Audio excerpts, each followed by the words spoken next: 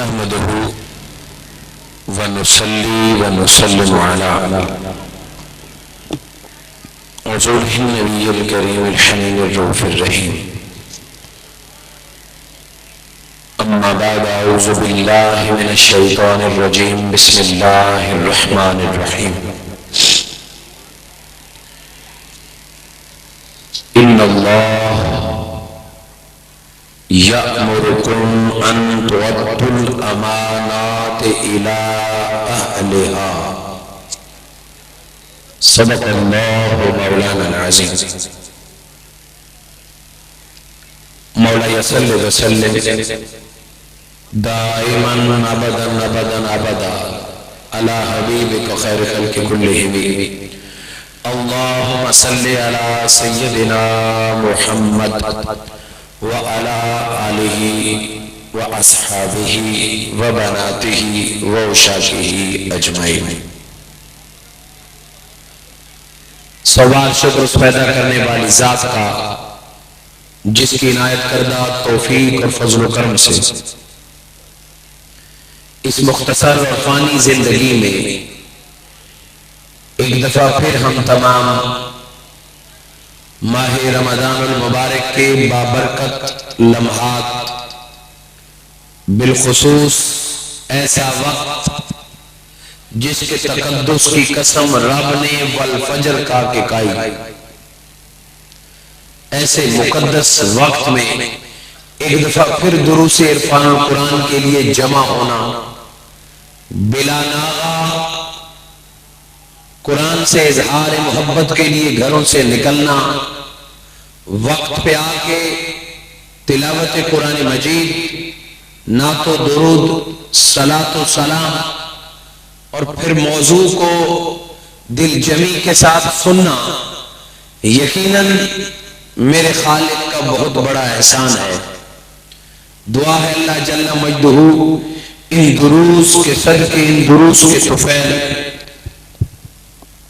آپ کو، مجھے دنیا اور آخرت کی، قبر کی اور میدان حشر کی کامیابی عطا فرمائے.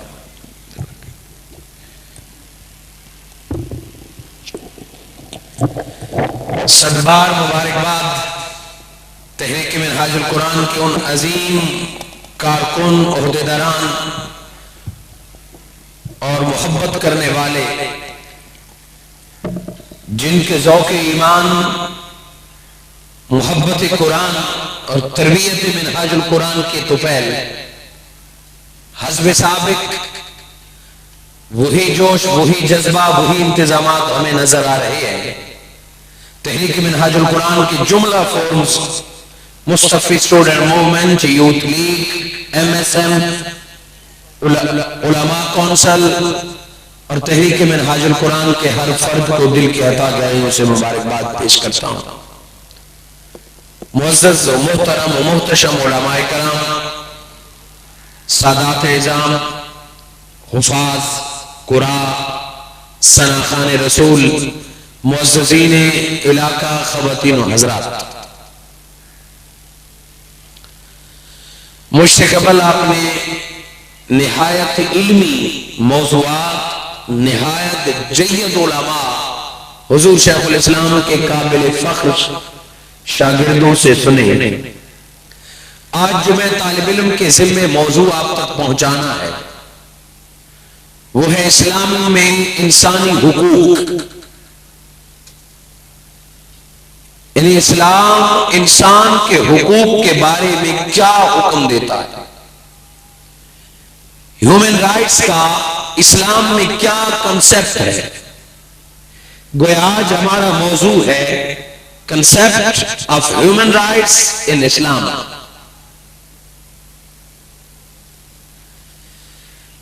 انسان کا خالق اللہ ہے اور اسے عزتیں دینے والا بھی وہی ہے. اس انسانی حقوق کے موضوع کو سمجھنے کے لیے میں نے آپ کے سامنے سورہ نساء کی آیت نمبر 58 تلاوت کرنے کا اعزاز حاصل کیا. اس آیت مبارکہ میں ایک فریضے کا ذکر ہے، اس کے نبھانے کا ذکر ہے، حضرت انسان کا ذکر ہے اس کے مقام، ذمہ داری اور فرائض کا ذکر ہے۔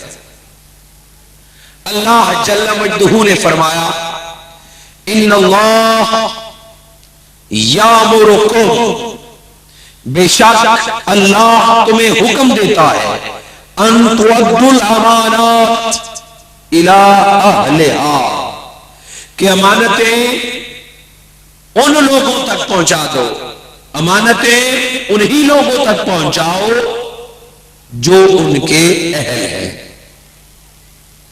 یہ تو شاہ مبارکہ میں بے شمار لطیف علمی نکات ہے، علم و معرفت کا ایک سمندر ہے قرآن۔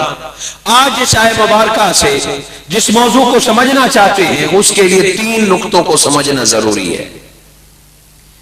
ایک اس میں امر الہی ہے، امر ہے۔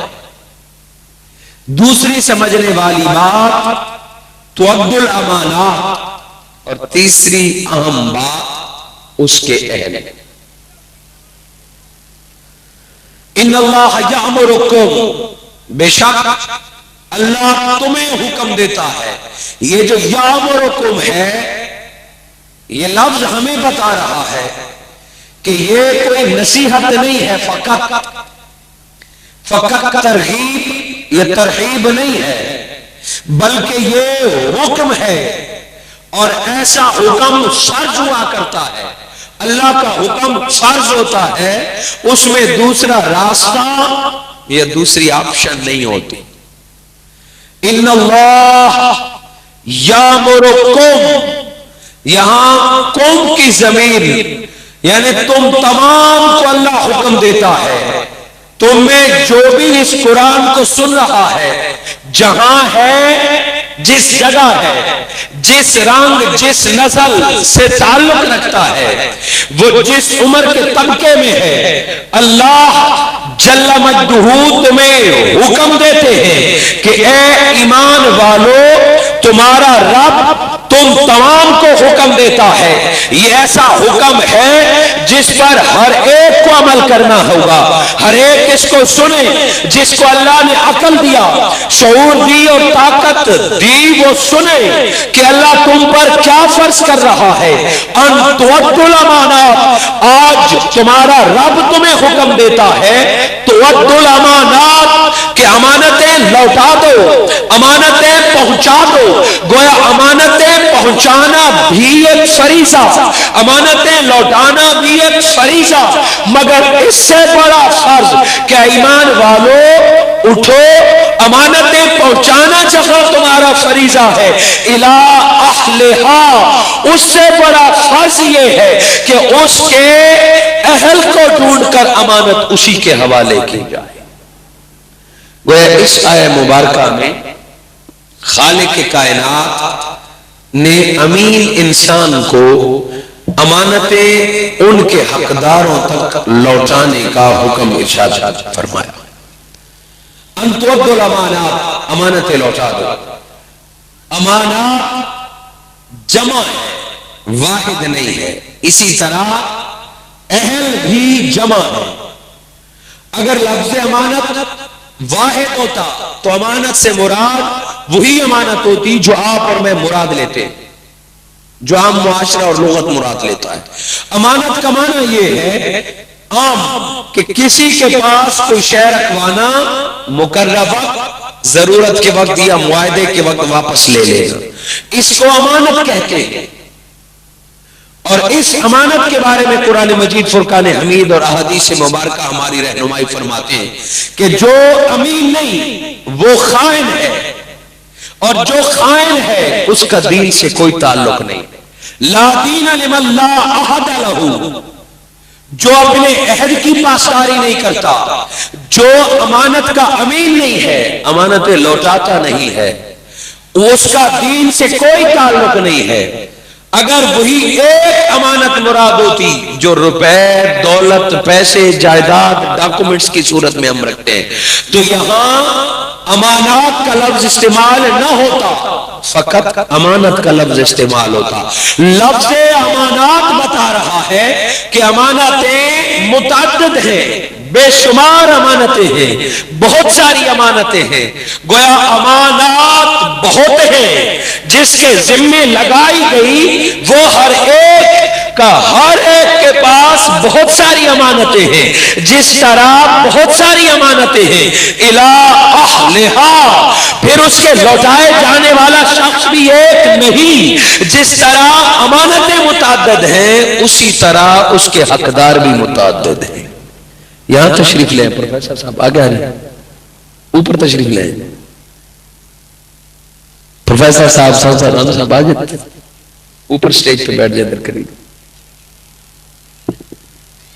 گویا امانات بھی متعدد اور اس کے اہل بھی متعدد.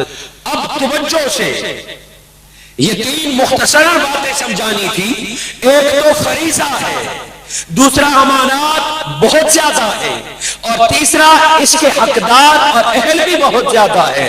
اب جو قابل توجہ بات ہے، اب جس کی طرف بہت زیادہ محبت سے توجہ کرنے کی ضرورت ہے، دنیا میں ایک شخص جب کسی کو امانت دیتا ہے تو یوں چل کے ہر کسی کے حوالے نہیں کر دیتا. جب اس نے قیمتی شے امانت رکھنی ہوتی ہے تو پورے معاشرے پہ نگاہ دوڑاتا ہے. جس کو سچا جانے، جس کو اہل جانے، جس پہ اعتبار کرے کہ میں امانت دے رہا ہوں یہ لوٹا بھی دے گا، اس میں کمی نہیں کرے گا، اس میں اپنی مرضی نہیں کرے گا، میں جب کہوں گا مجھے اپنی امانت لوٹا دے گا. بندہ اٹھتا ہے خدشات سے بھرپور، معاشرے پہ نگاہ اٹھاتا ہے، جہاں دل مطمئن ہو جائے، جس پہ اعتبار آ جائے، جو معیار پہ پورا اترے اسی کو امین جانتا ہے. امانتیں دے کے بھی ڈرتا رہتا ہے کہ انسان ہے، کہیں خطا کا پتلا ہے، کہیں انکار نہ کر بیٹھے، کہیں بھول نہ جائے. امانت لینے تک ڈرتا ہی رہتا ہے. الغرض المختصر، معاشرے میں امانتیں اس کے حوالے کی جاتی ہیں جو اعلیٰ ورثہ ہو، جس کی ریپوٹیشن اچھی ہو، جس پہ اعتماد ہو. قربان جائے اس پیدا کرنے والے کی محبت پر. خالق کائنات نے فرمایا بندے جب تو امانت کسی کے حوالے کرتا ہے تو دیکھ بھال کے کرتا ہے، چنتا ہے. میرا اعتماد تو اپنے بندے پر دیکھ کہ میں بہت سارے قیمتی امانتیں کسی ایک کے حوالے نہیں، بلکہ جس نے بھی کلمہ پڑھا اسی کو امین بنا دیا ہے. کا ہر ایک پر اعتماد کر دیا ہے، ہر ایک پر اللہ رب العزت نے ذمہ داری ڈال دی کہ میں سارے مسلمانوں پر اعتماد کر کے امانتیں ان کے حوالے کرتا ہوں. یا مرکم، اللہ تمام کو حکم دیتا ہے کہ میں تمہارے ذمے کچھ امانتیں لگا رہا ہوں، اور جب بھی اہل آئے سامنے وہ امانتیں اٹھا کے حکم ربی ہے اہل تک پہنچا جا. اب امانات سے کیا مراد ہے؟ ایک امانت تو تھی وہی امانت جو عرف عام ہے. امانات جمع کا صیغہ، بہت سارے جمع، بہت سارے امانات. جس بات پر مفسرین کرام متفق ہیں کہ امانات سے کیا مراد ہے، امانات سے مراد حقوق ہیں الی اہلہا، اور اہل سے مراد حقدار ہے. گویا اب اس آیت مبارکہ کا ترجمہ ہوا، اے ایمان والو اللہ نے تمہارے ذمے کچھ حقوق لگائے ہیں، اٹھو اور حقداروں تک ان کے حق پہنچا جاؤ. یہ آیت مبارکہ انسانی حقوق کی ادائیگی کا فرض بتا رہی ہے کہ جس طرح تمہاری زندگی میں نماز، روزہ، حج، زکوٰۃ فرائض ہیں، اسی درجے کا یہ بھی فرض ہے کہ حقدار تک اس کا حق پہنچایا جائے. جو حق رکھتا ہے اس کو اس کا حق پہنچایا جائے. حقوق کی بات کر رہے ہیں اور انسانی حقوق کی بات کر رہے ہیں، فقط مسلمان کے حقوق کی بات بھی نہیں کر رہے کہ انسان قرآن کا موضوع ہے اور اسلام اس معزز ہستی کو کیا مقام دیتا ہے اور کیا کیا حقوق تفویض کرتا ہے. حقوق حق کی جمع ہے. حق کس کو کہتے ہیں؟ وقت مختصر ہے، ایک ہی جملے میں سمجھیے کہ حق کیا ہے. کسی کے پاس وہ امانت جو از خود یا کم از کم مطالبے پر نہ لوٹائی جائے تو لینے والا اسے قانوناً چھین لے. اس کو کہتے ہیں حق کہ آپ کے پاس کوئی شے ہے اور اگلے کے مطالبے سے قبل یا ایٹ لیسٹ مطالبے پر آپ نہ لوٹائیں تو لینے والا قانوناً اسے لے لے. لغت اور اس میں اس کو حق کہتے ہیں. ہم بات کر رہے ہیں حقوق. گویا ہمارے پاس بہت ساری ایسی چیزیں ہیں جو دوسروں کی ہیں, اگر ہم نہ دیں گے قانون ہم سے چھین کر ان کے حوالے کر دے گا. خالق کائنات نے فرمایا چھیننے سے قبل تمہارے رب کی رضا یہ ہے کہ وہ حقوق تم خود پہنچا دو. انسانی حقوق کا بنیادی تصور اسلام میں تکریم کی بنیاد پر ہے, عزت کی بنیاد پر ہے. انسانی حقوق کا بنیادی تصور اگر اسلام میں دیکھنا چاہیں تو سب سے پہلا حق انسان کا عزت ہے, تکریم ہے, مساوات ہے. خالق کائنات نے انسان کو پیدا کیا تو فرمایا وَلَقَدْ كَرَّمْنَا بَنِي آدم, کہ انسان کو پیدا کر کے میں نے اس کو عزت کی پگ پہنا دی ہے, عزت کے ترے سے نواز دیا ہے. اور ہر ایک انسان کی بات ہو رہی ہے, بنی آدم کی بات ہو رہی ہے کہ آدم کا بیٹا جس رنگ, جس نسل, جس مذہب, جس علاقے کا ہے, اگر اس کی اتنی پہچان ہے کہ وہ آدم کا بیٹا یا بیٹی ہے, اللہ نے اس کو عزتوں سے نوازا ہے.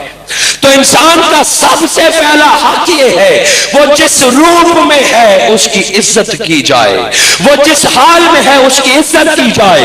قرآن پڑھنے والے انسان کے جس روپ کی تحقیر کی تو گناہ کبیرہ کا مرتکب ہو گیا. سب سے بڑا حق انسان کا یہ ہے کہ ہر حال میں بطور انسان اس کی عزت کی جائے.